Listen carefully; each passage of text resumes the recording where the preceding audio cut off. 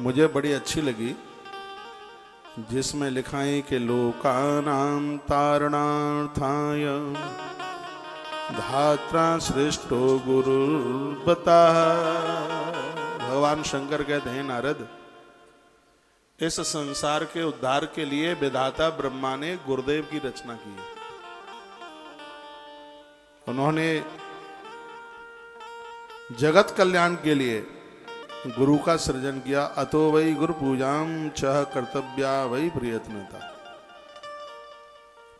हम अपना कर्तव्य और धर्म समझकर गुरुजनों का पूजन बंदन करते हैं, उनकी कृपा से हमें सब कुछ प्राप्त हो जाता है। कल आपने उन्मीलन एकादशी और आज आप श्रवण कर रहे थे, क्या सुना रहे थे सुबह हम? पक्षवर्धनी एकादशी के बारे में बड़ी अद्भुत बातें बताई गई। कीदृशी श्यान महादेव पक्षवर्धन संगिका। महादेव को देवर्षि नारद जी ने पक्षवर्धनी के बारे में पूछा। वेदी पूछी तो उन्होंने कहा अमावा यदि वा पूर्णिमा संपूर्णा जायते यदा। आपने सुना अमावस्या प्रतिपदा में पड़ जावे और पूर्णिमा प्रतिपदा में पड़ जावे तो उसके मध्य में पड़ने वाली जो एकादशी है वही पक्षवर्धनी 11 हो जाती है। जब एकादशी पक्षी वर्धनी हो जाती है तो उस एकादशी का फल 10,000 गुना ज्यादा हो जाता है। 10 जन्मों के पापों को काट देती है। 1000 गुना नहीं, 10,000 गुना उसका फल बढ़ जाता है। अश्वमेधा अयुतई तुल्यम। 10,000 अश्वमेध के बराबर उसका फल हो जाता है। इतनी बड़ी महिमा इस 11 की है, इस एकादशी की है। कभी कभी योग बनता है तब यह सौभाग्य प्राप्त होता है, और जब भी कभी यह सौभाग्य मिले तो ये एकादशी गुरुजनों के पास निकले, तीर्थों में निकले। इस एकादशी के करने के तत्पश्चात गुरुजनों से उनका मिलन, उनका दर्शन, उनका पूजन, उसके महिमा महात्म्य का वर्णन किया। पक्षवर्धनी महात्म्य में शृण्वन्ति मनीषिणः। बहुत ध्यान से सुनिए। तई कृतम सत्कृतम सर्वम यावदा भूत संप्लवम। जो लोग पक्षवर्धनी के महात्म्य को सुनते हैं वे प्रलय काल पर्यंत तक के लिए सभी पुण्यों को कर लेते हैं। एक मैं निवेदन करूंगा, हमारे जो तीर्थों की संख्या है, कुछ हैं महातीर्थ, कुछ हैं मध्यम तीर्थ और कुछ हैं प्रारंभिक तीर्थ। प्रारंभिक तीर्थ महातीर्थ हैं 36 करोड़। हमारे महातीर्थ हैं 36 करोड़। 36 करोड़। मध्यम तीर्थों की संख्या 30 करोड़। कितने हो गए?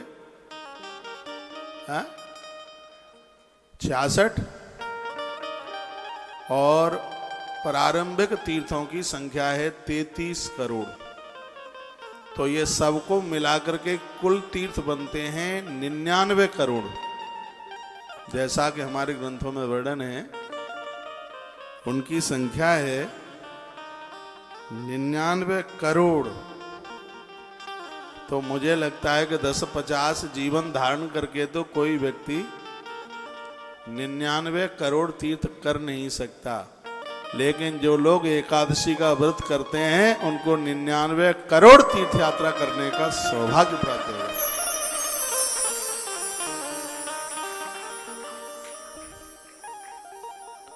गौ माता का दर्शन करते हैं, नर्मदा मैया की परिक्रमा करते हैं। बहुत ध्यान से सुन लीजिएगा।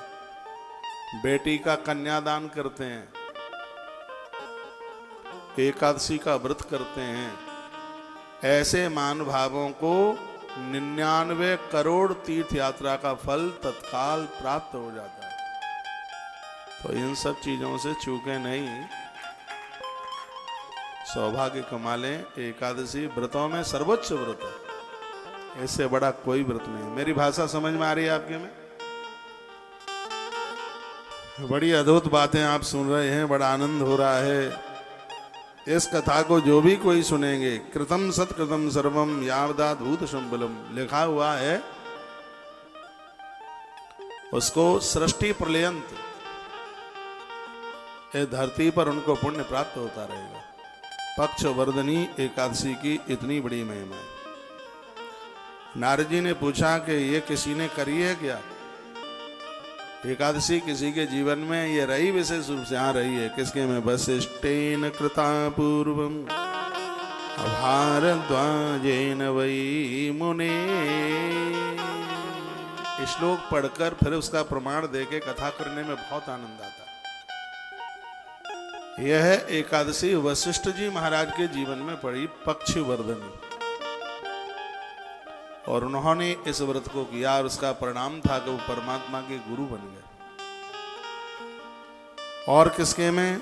भारद्वाजेन वही मुने, महात्मा भरद्वाज के जीवन में पक्षी वर्धनी एकादशी पड़ी, उन्होंने ये एकादशी करी। और ध्रुवेण चांबरीषेण कृतेयम विष्णुवल्लभा।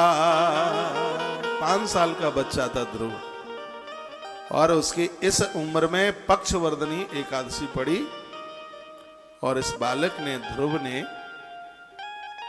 यह पक्षवर्धनी एकादशी का व्रत किया। 8 वर्ष से लेके 85 वर्ष तक का नियम होता है, समय होता है। कोई भी 8 साल का हो, व्रत शुरू कर दे, और ऐसा जीवन जीना कि 85 वर्ष तक व्रत छूटे नहीं, ऐसा नारद पुराण कहता है। 85 ईयर्स ऐसा जीवन जीना, भले ही उद्यापन हो जाए, ऐसी कोशिश करना कि 85 साल की उम्र तक व्रत नहीं छूटे। बहुत बड़ी बात हो जाएगी।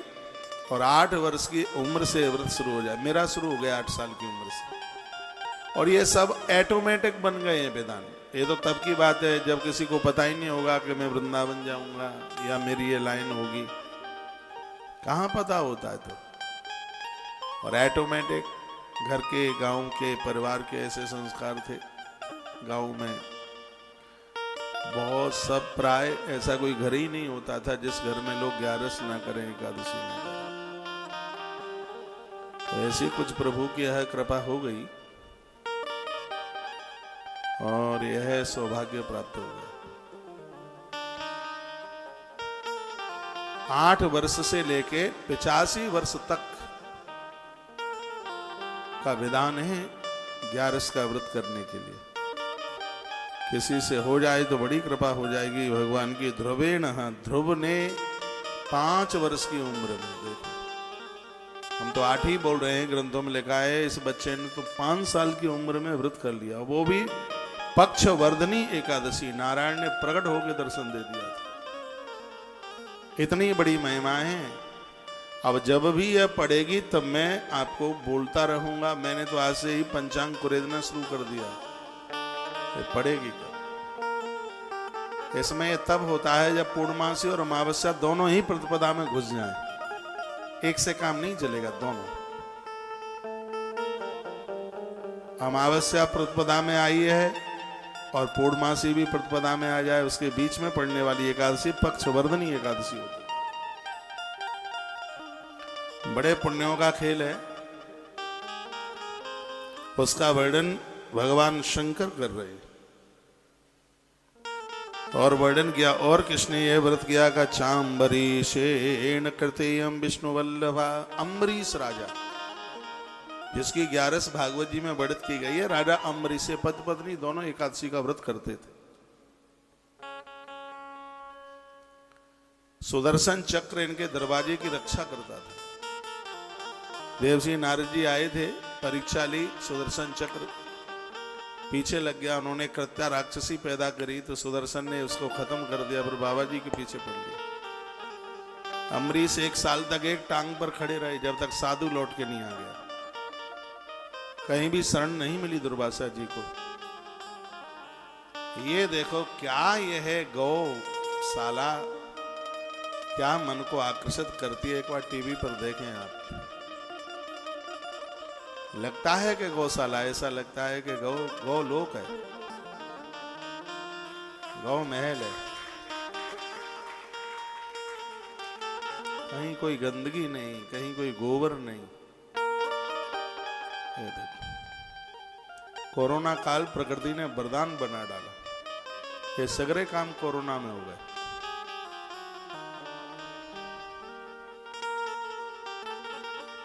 आज के भंडारे की ये सब फुटेज फोटो आप देख रहे हैं। आज बड़े धड़ल्ले से गीता जी बांटी गई है, बहुत जोर से। कथा सुना दूं। ध्रुवेण चाम्बरीषणात् कृतेयं विष्णु वल्लभा। 1 साल तक अम्बरीश एक पांव पर खड़े थे।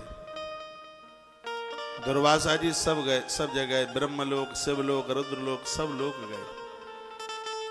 नारायण ने भी कह दिया था, अहम भक्त पराधीनो ये स्वतंत्र ध्वज। मैं तो भक्त के पराधीन हूं, मैं नहीं तुम्हारी रक्षा कर सकता।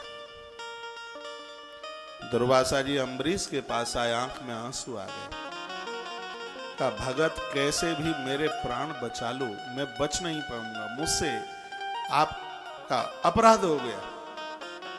1 वर्ष हो गई थी उनको लौटते हुए। राजा ने साल भर तक पानी नहीं पिया, एक पांव पर राजा खड़ा रहा अम्बरीश। एकादशी महारानी का इतना बड़ा भगत था। आंख में आंसू आ गए।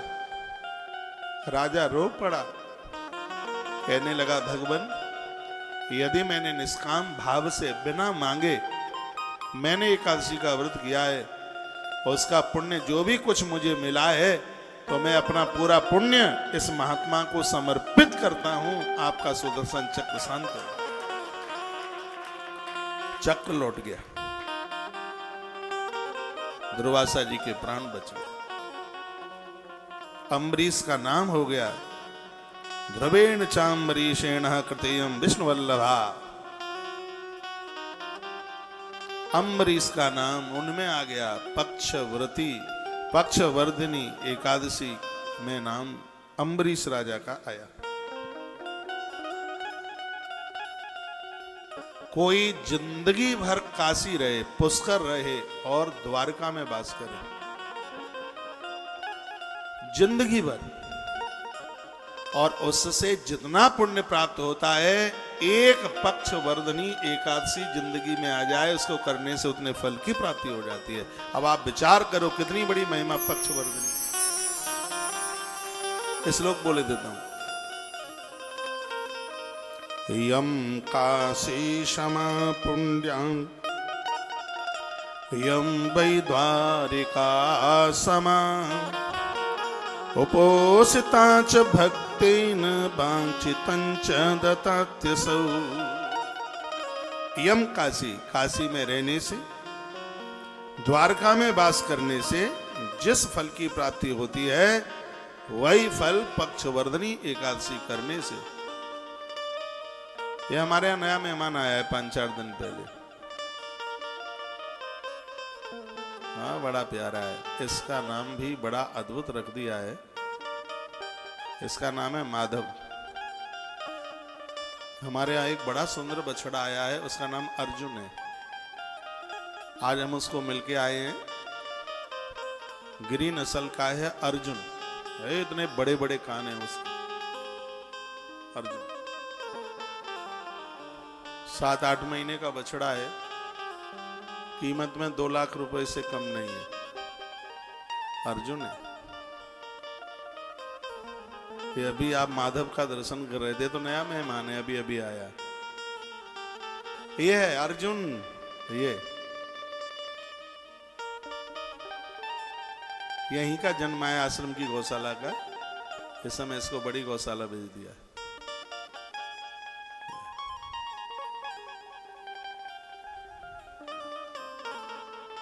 अभी अपनी अम्मा का दूध पी रहा है। हाँ, छोटा ही है। बोलिए बांके बिहारी लाल की जय हो। श्री हनुमंत बलवंत महाराज की जय हो। जय जय श्री राधे जय जय श्री राधे श्री राधे श्याम। आपका ध्यान थोड़ा सा इधर हो। कुछ अद्भुत बातें मैं आपके बीच में निवेदन कर रहा हूं। इसमें लिखा है कि यम धन्या धन्यतमा हत्यायुत विनाशिनी कर्तव्यात विशेषेण वैष्णव ज्ञान तत्पर। पुराणाकार वर्णन करते हैं यह धन्य है 10,000 हत्याएं यदि किसी से हो गई हों, 10,000 हत्याएं जिंदगी में यदि किसी से हो गई हों, यदि किसी व्यक्ति ने एकादशी व्रत करने का संकल्प ले लिया है, ऐसी घोर हत्याओं से भी उसके पाप की निवृत्ति हो जाती है। पूरा देश मुझे सुन पा रहा है और आप देवी देवताओं में आस्था रखते हैं तो बहुत हाथ जोड़ करके करबद्धता के साथ मैं कहना चाहूंगा, मैंने ये सब महिमा पढ़ी है इसलिए आपको निवेदन कर रहा हूं, आप एकादशी के बिना मत रहिए। 11 का जो व्रत है बहुत ज्यादा विशेष है। एक विशेष होता है, एक बहुत विशेष होता है। तो एकादशी का जो व्रत है ये अपने आप में बहुत ज्यादा विशेष है। आपसे हो सके तो इसको आप जरूर कीजिएगा। 11 व्रत 10,000 हत्या भी जीवन में हो गई हो तो उसका भी प्रायश्चित हो जाता है। जिस तरह सूर्योदय होते ही अंधकार मिट जाता है, उसी प्रकार से पक्षवर्धनी एकादशी का अनुष्ठान करने से तो संपूर्ण पाप जिंदगी भर के क्या 10 जन्म के पाप समाप्त हो जाते हैं। एक जन्म की तो बात किया है। एक बात बड़ी और अद्भुत कही गई है, कहा है कि जिन लोगों ने 11 करके जागरण कर लिया है, आधी रात्रि तक जग लिए, मुझे कोई कथा सुनाने की जरूरत नहीं थी इस समय। मुझे तो रात्रि को कम से कम एक आध पहर आपको जगाना है। एकादशी को आधी रात्रि 12 बजे तक जागरण, जागने की महिमा है। हर एकादशी को आधी रात्रि तक मंत्र सुमिरन कीजिए, मंत्र जपिए, कीर्तन कीजिए, आधी रात्रि तक सोए नहीं, बिस्तर पर भी न पहुंचे। उस जागरण की महिमा कही गई है। महादेव भगवान शंकर बोले के शृणु नारद वक्ष्यामि महात्म्यं जागरण सच या श्रुत्वा मुक्तमाप्नोति महापापी न संशय। एकादशी की रात्रि को किसी ने जागरण कर लिया, भैया बांसुरी बजा दो, आधी रात्रि तक जागरण कर लिया तो महापापी, बज तो जाने दे तब छोड़ना, महापापी का भी उद्धार हो जाएगा। इतनी बड़ी महिमा। नारद जी कहते हैं पवित्र करने वाले भगवान विष्णु धन्य हैं। हे शिव जी, उनके महात्म्य का हमने वर्णन आपके श्री मुख से सुना है। अब हम आपके मुख से एकादशी जागरण की महिमा सुनना चाहते हैं। आप जागरण का महात्म्य बताइए। रात्रि में कैसी भक्ति होती है, कैसे जागरण होता है, आप सुनाएं। क्या झिलमिला रहा है तुलसी तपोवन मठ, टीवी में दिख रहा है उधर, ये बन रहा है। आने वाले समय में पूरा देश हमारा होगा, पूरा देश, घर घर सगरे सनातनी।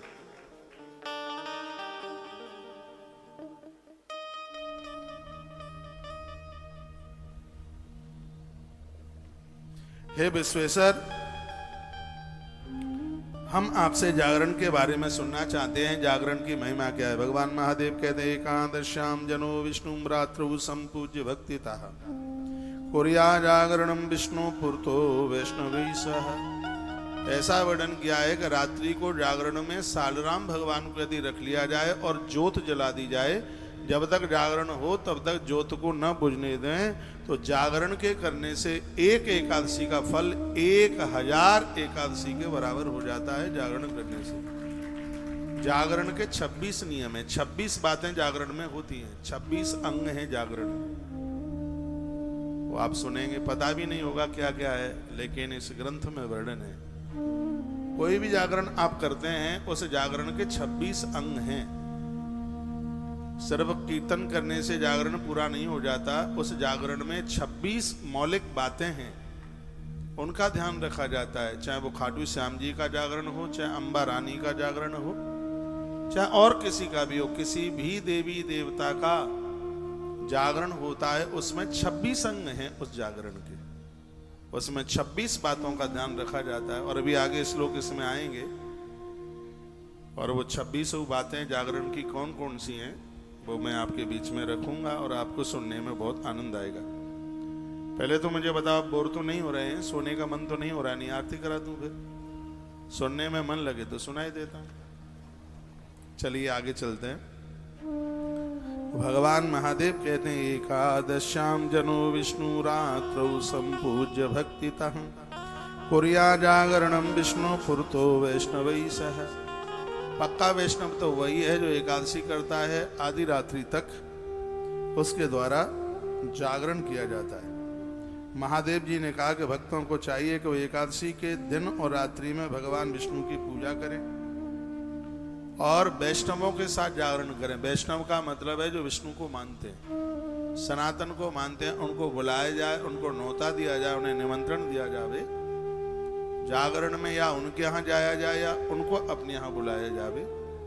महादेव कहते हैं, प्रसन्नता पूर्वक जागते हुए गीत वाद्य नृत्य पुराण पाठ धूप दीप नैवेद्य पुष्प समर्पण रात्रि को ज्योत सबके माथे पर चंदन, ये 26 बातें हैं ये जागरण में। जागरण जब आप करते हैं, स्नान, धुला हुआ वस्त्र, तो ज्योत के लिए बुलाया गया ऊपर, ज्योत जलाने के लिए। ज्योत जलाई, मैं बनावटी बात तो बोलता ही नहीं हूं, मैं तो ऐसे लोगों को आग्रह और प्रार्थना पूर्वक निवेदन करता हूं कि धर्म के साथ खिलवाड़ मत कीजिए। इतना पिए था वो कि पूछो ही मत। पुण्य कम अपराध ज्यादा। क्या सुंदर बात कही है, ग्रंथ मेरे सामने रखा है। एक एक शब्द के ऊपर एक एक गैया का गोदान करने का फल मिलता है जो एकादशी की रात्रि को जागरण होता है उसमें। एक एक अक्षर के ऊपर एक एक गाय का गोदान करने का फल प्राप्त होता है। श्लोक बोले देता हूं। छड़े छड़े तो गौदानम घट्याम चैव चतुर्गुणम। एकादशी तो 1000 गुनी हो जाती है जागरण के द्वारा, 1000 गुनी। आनंद उसका 4 गुना हो जाता है और एक एक क्षण में एक एक गोदान का फल प्राप्त होता है। प्रहरे कोटि गुणत अक्षत विश्वा। शंख का घड़ी घड़ी पर नाम उच्चारण करने पर व्रत का 4 गुना फल। एक एक प्रहर तक भगवत कीर्तन करने से करोड़ गुना आनंद की प्राप्ति होती है। भगवान के समक्ष आधा निमेष जागरण करने पर व्रत का फल अनंत गुना फलदायी हो जाता है। जो श्रेष्ठ मनुष्य भगवान के समक्ष नृत्य करता है। लोग तो हंसी मजाक करते हैं, लेकिन लिखा है जो भगवान के सामने नाचते हैं, नृत्य करते हैं, उसको जो फल प्राप्त होता है वह जन्म से लेकर मरण तक कभी घटता नहीं है। जो भगवान के सामने नाचते हैं, भगवान के सामने जो नृत्य करते हैं, उनके द्वारा जो पुण्य होता है वो मृत्यु पर्यंत तक कभी समाप्त नहीं होता। भगवान के सामने, ठाकुर जी के सामने नृत्य करने की इतनी बड़ी महिमा है। श्लोक बोल रहा हूं। नर्तनम कुर्ते यस्तु केशवाग्रे नरोत्तम ना फलम ईयते तस्य आजन्म मरणांतिकम। जन्म से लेके मृत्यु पर्यंत तक पुण्य उनके कभी क्षीण नहीं होते जो भगवान के सन्मुख नृत्य करते हैं, भगवान के सामने नाचते। इसलिए शायद मीराबाई नाचती रही होगी। जीव सनातन गोस्वामी चैतन्य महाप्रभु ये भक्ति योग के अद्भुत महापुरुष थे, महात्मा थे। इन लोगों ने तो शरीर भी नहीं छोड़ा। चैतन्य महाप्रभु जगन्नाथ भगवान की प्रतिमा में लीन हो गए। मीराबाई रणछोड़ भगवान के विग्रह में समाहित हो गई। द्वारकाधीश में समा गई मां मीराबाई। इसमें बिल्कुल भी आश्चर्य मत कीजिएगा। मंदिरों में जो आप दर्शन करने के लिए जाते हैं, परिक्रमा करके जब आप नमस्कार करते हैं, आरती में खड़े होते हैं, इनके पुण्य इतने हैं शब्दों में जिसको बयानित नहीं किया जा सकता।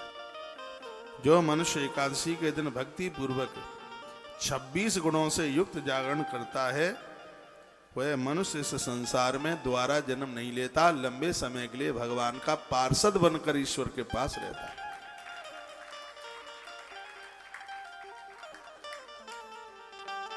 श्लोक बोलूं, षड्विंश गुणा संयुक्त एकादश्याम च जागरणम। षड्विंशा, षड माने 6, विंशा माने 20, तो 20 + 6 26 लिखा है। षड्विंशा गुणा संयुक्त एकादश्याम च जागरण यह करोति नरो भक्त्या न पुनर्जायते भुवि। जो 26 गुणों से युक्त एकादशी का जागरण आदि रात्रि तक भी कर लेते हैं, वह लंबे समय के लिए भगवान के चरणों में समर्पित हो जाते हैं।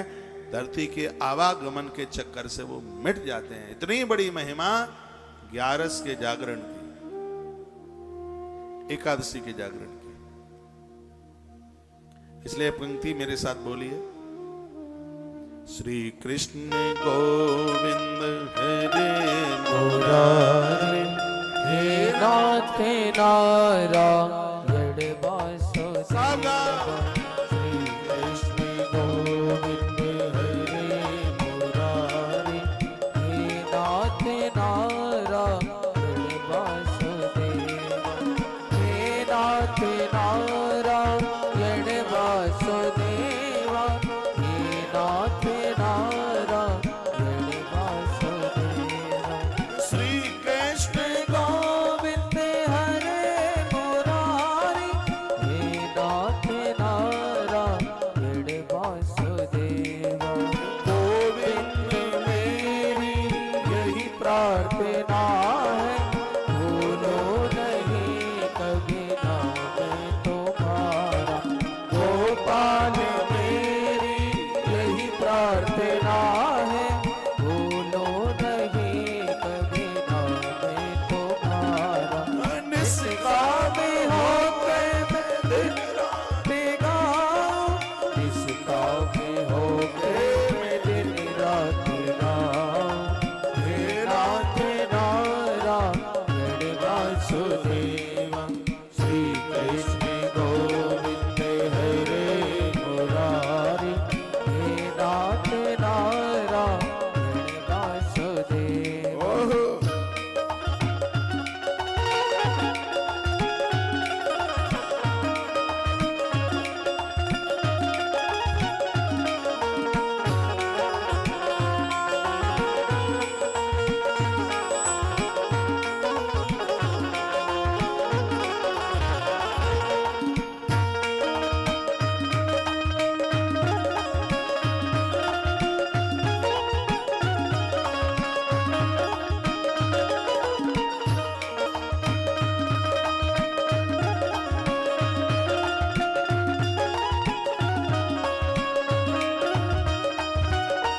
श्री कृष्ण गोविंद हरे मुरारी हे नाथ नारायण वासुदेव। एक बार सब खड़े हो जाओ, 5 बार ठुमका सब खड़े हो गए। हे नाथ नारायण वासुदेव। हे नाथ नारायण वासुदेव। हे नाथ नारायण वासुदेव। श्री कृष्ण गोविंद हरे मुरारी हे नाथ नारायण वासुदेव।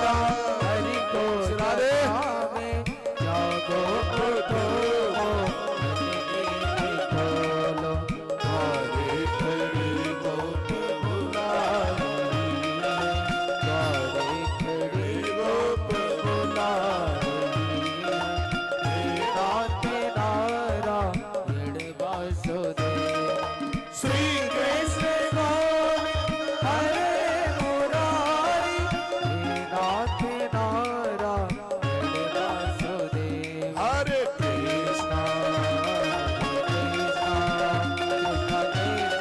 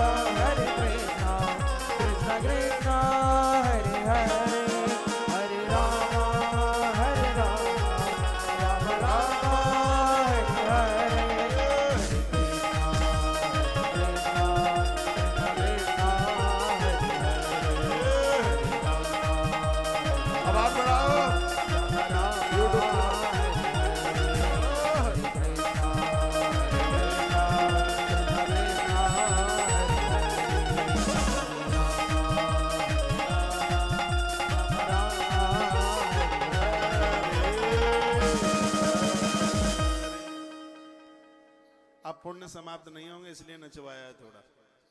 देखा नर्तनम कुरते यस्तु केशवाग्रे नरोत्तम ना फलम हीयते तस्य आजन्म मरणांतिकम। जो भगवान के आगे नाचते रहेंगे उनके कभी भी पुण्य क्षीण नहीं होंगे, ऐसा वर्णन किया गया है।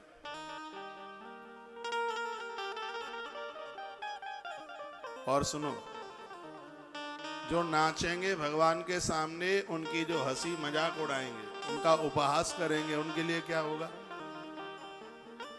जो भी भगवान के लिए नाचता है, नृत्य करता है, भले ही आपकी पत्नी हो चाहे आपका हो पति, अड़ोसी पड़ोसी मित्र बांधव कोई भी हो, हाथ जोड़ के प्रार्थना है उसकी हंसी मजाक न उड़ाएं, क्योंकि भगवान के भगत की जो हंसी मजाक उड़ाएगा, जो भगवान के सन्मुख नृत्य करता है, उसका जो उपहास करेगा, उसकी क्या पोजीशन होगी। इसलिए हमारी भोली गोपी को देख करके आप हंसा ना करें। लिखा है विष्णु जागरणे प्राप्त उपहासम करोति यः। भगवान के जागरण में नाचने वाले का जो उपहास करेगा, 60 वर्ष सहस्राणी विष्टायाम जायते क्रमी, वह 60,000 वर्ष तक विष्टा का कीड़ा बनेगा। ये ग्रंथ में लिखा है 60,000 साल तक विष्टा का क्रमी, विष्टा का कीड़ा बनेगा। इसलिए निवेदन है, कभी भी भगवान के भक्तों का उपहास मत करना, हंसी मजाक मत करना। नारद जी का उपहास किया था। उपहास शंकर के 2 गढ़ थे, वो धरती पर रावण कुंभकर्ण बने। महादेव के गढ़ थे वो नारद जी को मुंह मिल गया था बंदर का, तो उन्होंने भारी परिहास उपहास किया, उसका परिणाम यह निकला। इस ग्रंथ में लिखा है 60 वर्ष सहस्राणी, 60,000 वर्ष तक विष्टायाम जायते क्रमी, विष्टा का कीड़ा वह बनेगा जो भगवत आराधना में तल्लीन है उसकी जो कोई हंसी मजाक उड़ाएगा, भगवान के लिए जो नाचता है नृत्य करता है उसकी कोई हंसी मजाक उड़ावेगा तो उसकी ऐसी स्थिति हो जाएगी। भैया जो सुदर्शन चक्र देखें,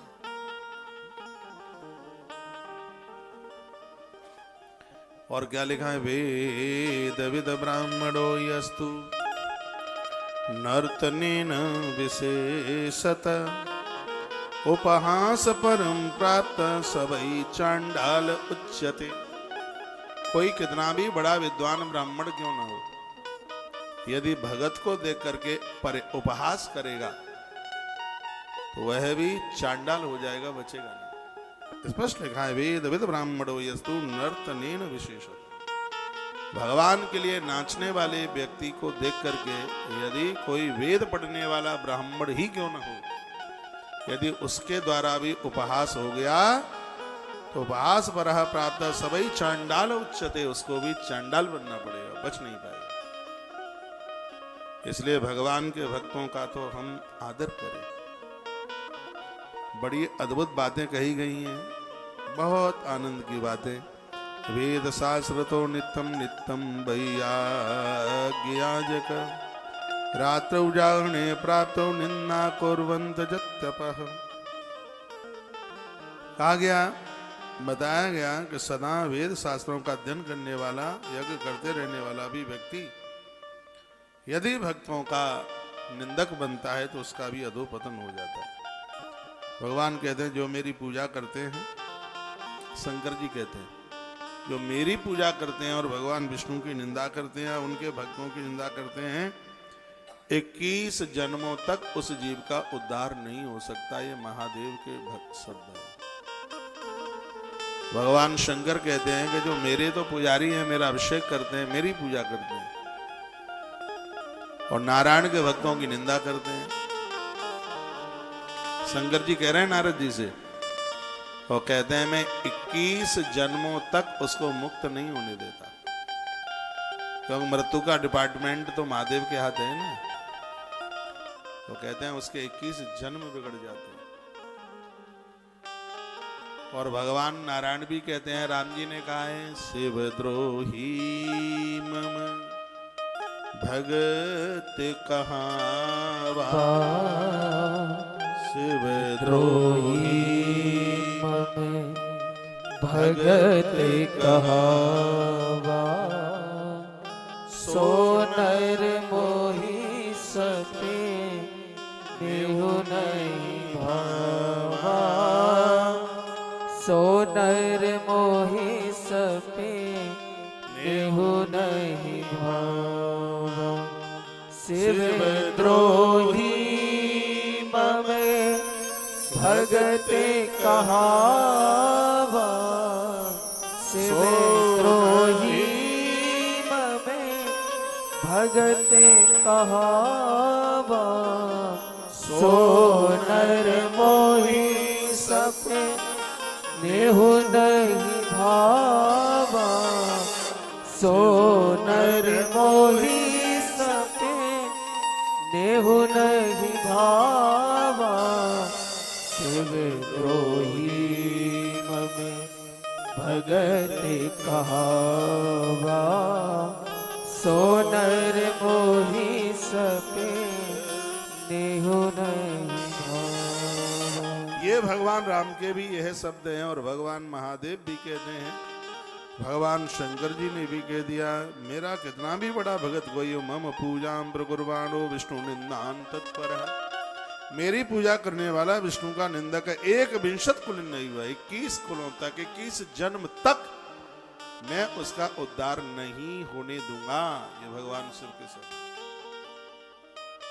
इसलिए जो नारायण के भक्त हैं वो महादेव की पूजा किया करें, और जो महादेव के पुजारी हैं वह नारायण की पूजा किया करें। इसलिए तो हम आपके घर घर में नर्मदेश्वर और भगवान सालराम की पूजा करा रहे हैं। इस देश को इतना डराया गया था, माताओं को इतना भयभीत किया गया था कि घर में सालराम न पूजे। वैसे ही धर्म का ह्रास होता हुआ जा रहा है, तुम और इनको भयावह करा दो और डरा दो। बेचारी इन माताओं की वजह से तो धर्म सुरक्षित है। यही तो, मर्दों को तो टाइम मिलता नहीं है, और इनको भी तुम ऐसा कह दो, तुम ये नहीं कर सकती, तुम वो नहीं कर सकती, तुम ये नहीं कर सकती। साध्वी जो साधना युक्त जीवन जीती हैं, धर्माचरण जीवन जीती हैं, ऐसी देवियों के लिए सालराम भगवान की पूजा वरदान है। जिसने अपने पति को मार डाला है या अपने पति को छोड़कर पराये पुरुष के साथ में जुड़ी हुई है, शराब पीती है, दुराचारणी है, ऐसी स्त्री सालराम भगवान की पूजा की अधिकारिणी नहीं है। आप जैसी माताओं को 100% क्या 1,00,000% सालराम भगवान की पूजा का अधिकार बताया। वह कनिष्ठ वर्ण का व्यक्ति महात्मा गालव ने, एक सतशूद्र नाम का व्यक्ति था, उसको एक कथा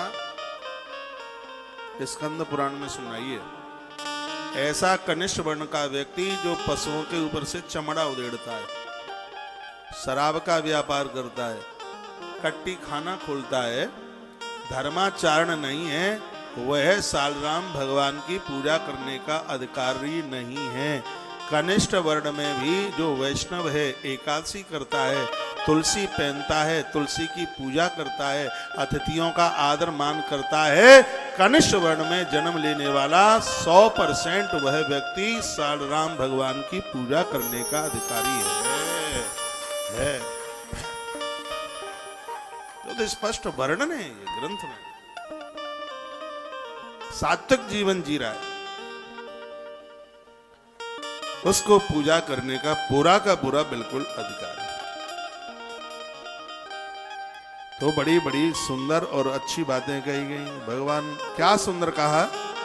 वेद व्यास लिखते हैं, विष्णु शिव शिवो विष्णु एक मूर्ति द्वयास्तता। ये बोलने के लिए दो हैं, शंकर ही विष्णु है और विष्णु ही शिव है, इसलिए इनमें बिल्कुल भी भेद मत समझिए। तस्मा सर्व प्रकारेण नैव निंदाम प्रकारयेत। जो इन देवताओं की निंदा करता है उसको तत्काल गैया मारने का पाप लगता है, देर नहीं लगती बिल्कुल। गौ हत्या का पाप तत्काल। चाहे किसी ने शिव की निंदा करी है और चाहे किसी ने नारायण की निंदा करी, निंदा करना तो बहुत बात हो गया, सुनने से गौ हत्या का पाप लगता है। ये बात तो गोस्वामी जी ने लिखी है लंका कांड में। हरिहर निंदा सुनहि जो काना, होय पाप गौघात समान। हरिहर निंदा सुनहि जो काना, होय पाप गौघात समान। निंदा करना तो बहुत बड़ी बात हो गई है। यदि हरि और हर की निंदा कानों से सुन भी ली जाए तो शीघ्र ही गौ हत्या करने का अपराध तत्काल लग जाता है, देर नहीं लगती।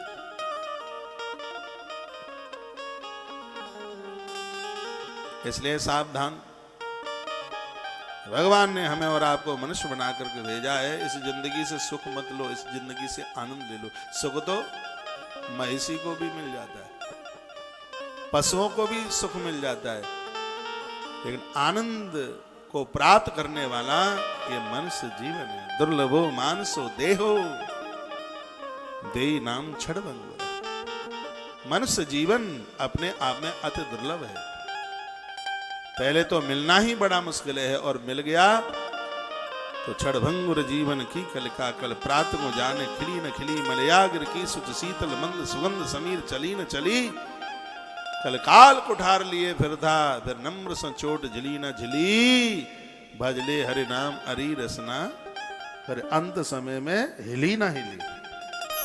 पता नहीं है अंत का, जन्म जन्म मुनि जतन कराई, अंतराम कहीं आवत नहीं।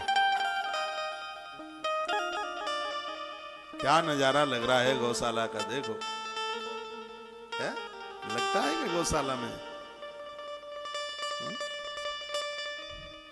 तो तस्वीरें देख रहे हैं आप। अरे आनंद आ गया, आनंद है। तो ये आप सुन रहे हैं, जागरण की कथा सुन रहे हैं।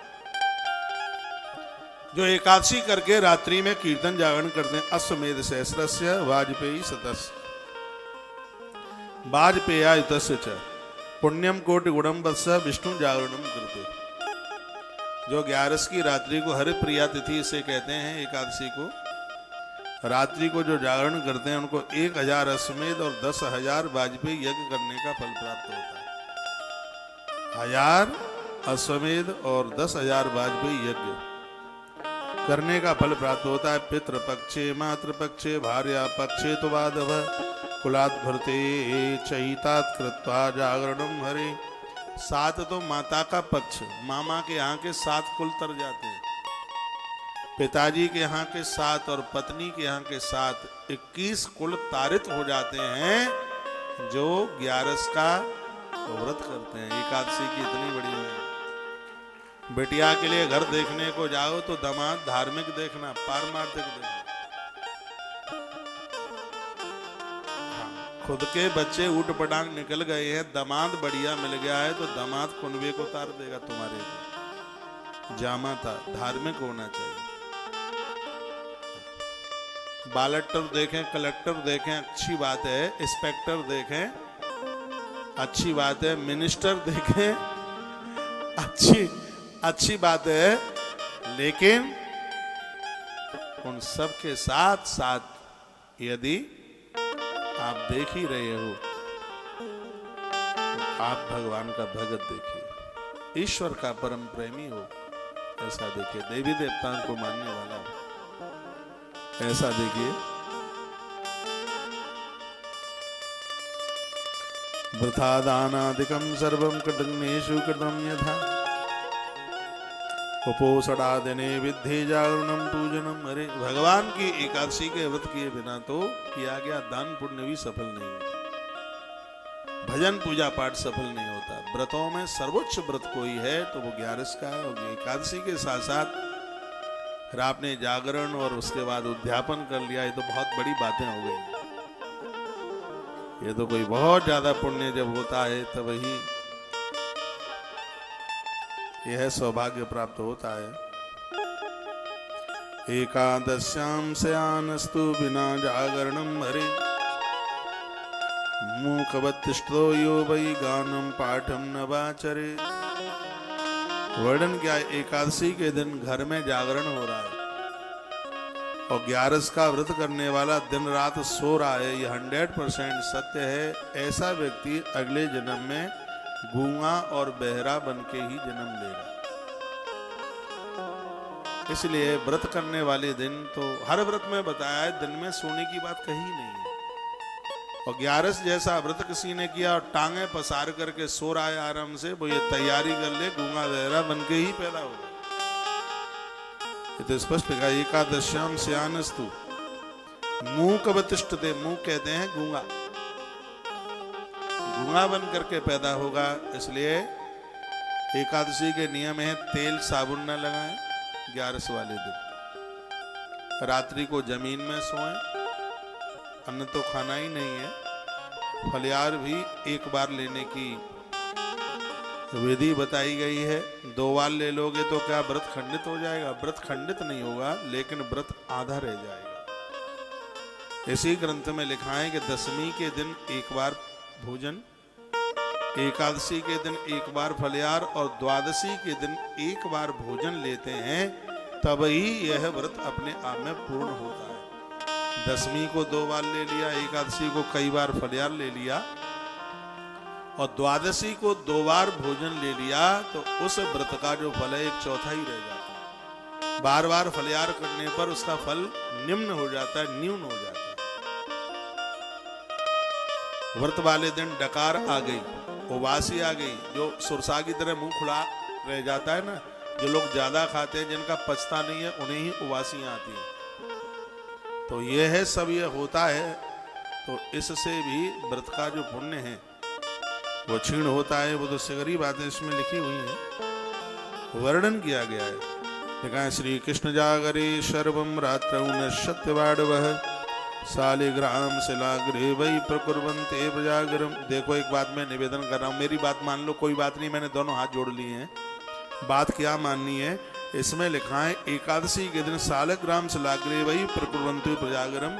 जिसने शालिग्राम भगवान की पूजा 11 वाले दिन कर ली है, रात्रि को जागरण कर लिया है, एकादशी का वर्ष कर लिया है, 60 वर्ष सहस्राणी 60,000 वर्ष तक वह स्त्री पुरुष भगवान के चरणों में स्थान प्राप्त कर लेते हैं। 60,000 वर्ष तक भगवान के चरणों से अलग नहीं होते।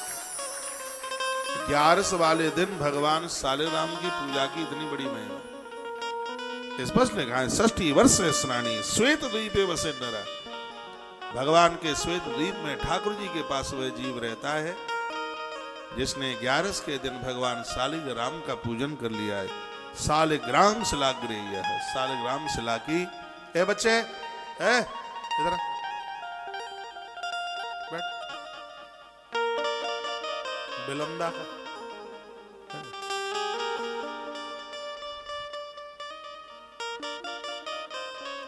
बात समझ में आ रही है?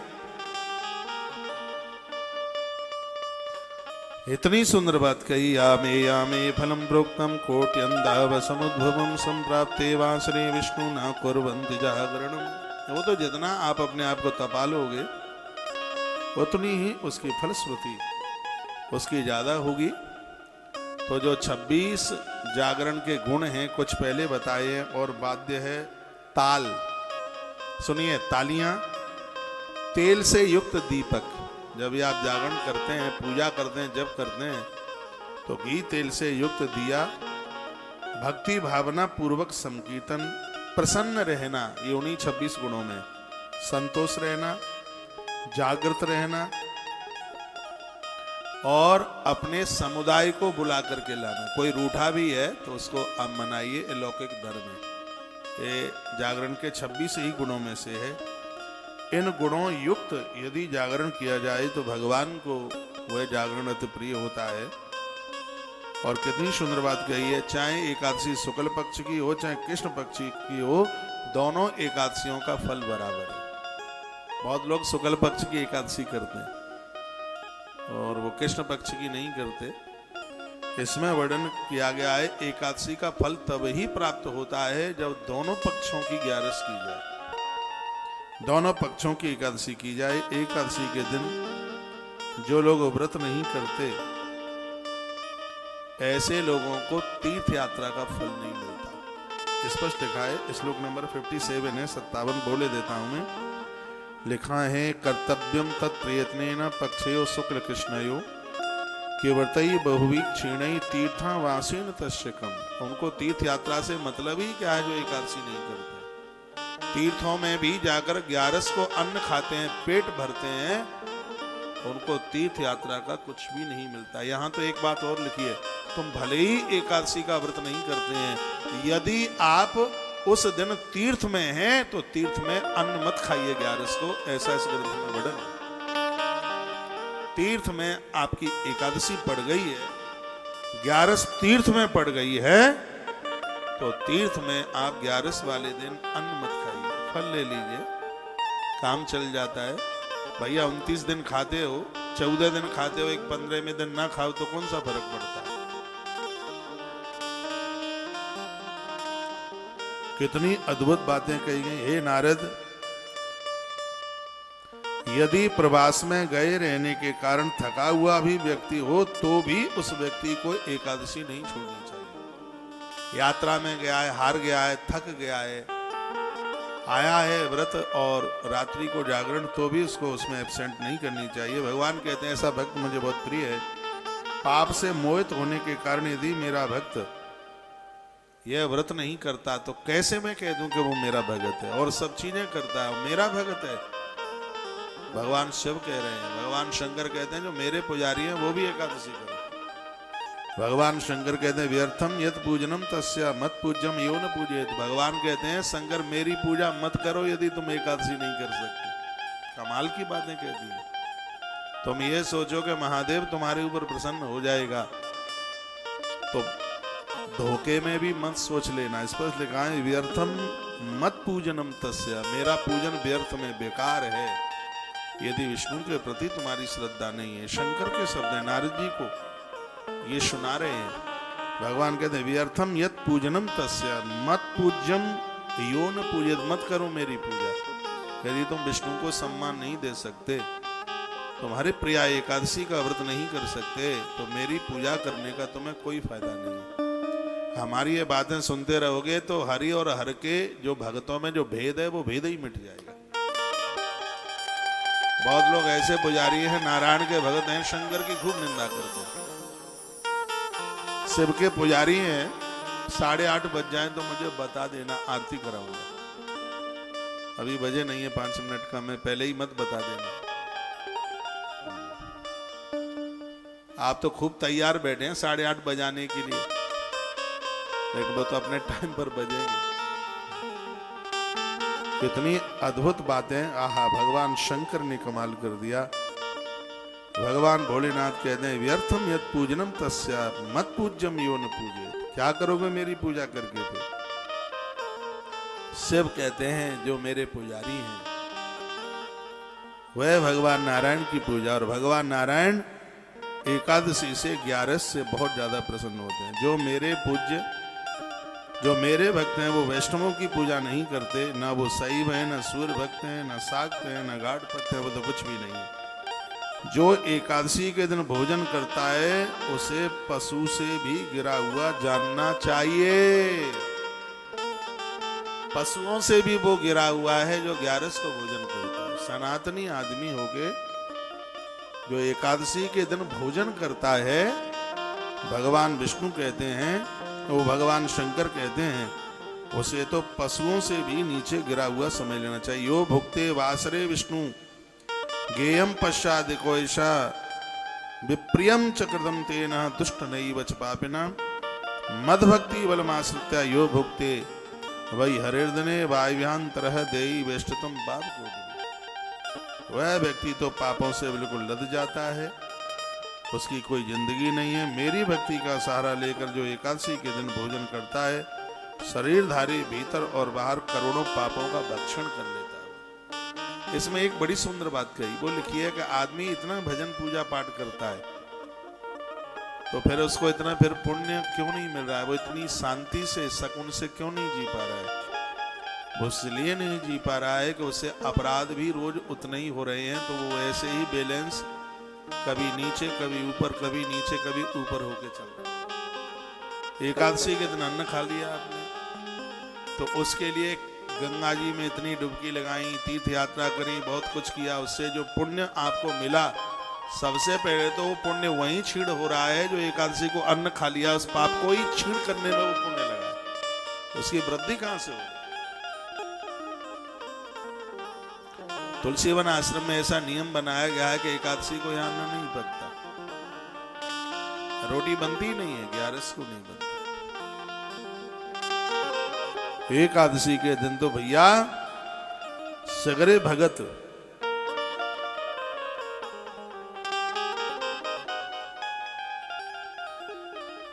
एकादशी कीजिए। यदा तो द्वादशी स्वल्पा पारणेन भवेद्वज तथा रात्रौ तो कर्तव्य पारणम मुक्तिमिच्छता।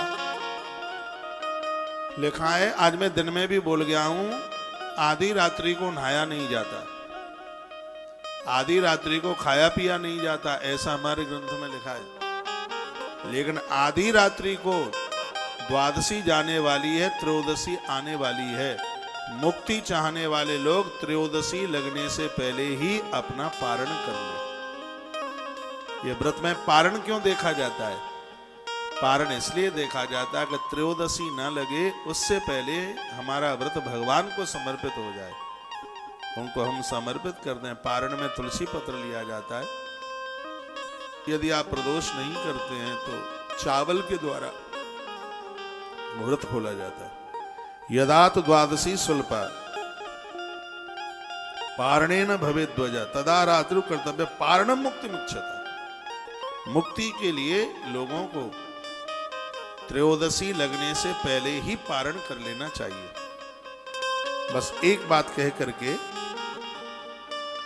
और मैं आपको आरती की तरफ लेकर के जा रहा हूं।